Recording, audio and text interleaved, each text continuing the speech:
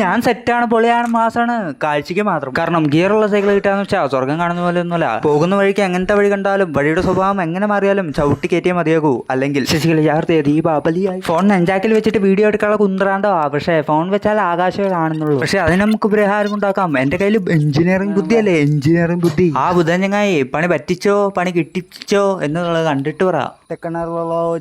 ഈ ടെക്നോളജി വെച്ചിട്ട് എന്ത് ചലഞ്ചാണ് ചെയ്യാൻ പോണെന്നല്ലേ? വീലി ഫ്രണ്ട് പൊന്തിക്കുക, ഓടിക്കുക, വെറും 5 മിനിറ്റ് അത്രേ ഉള്ളൂ.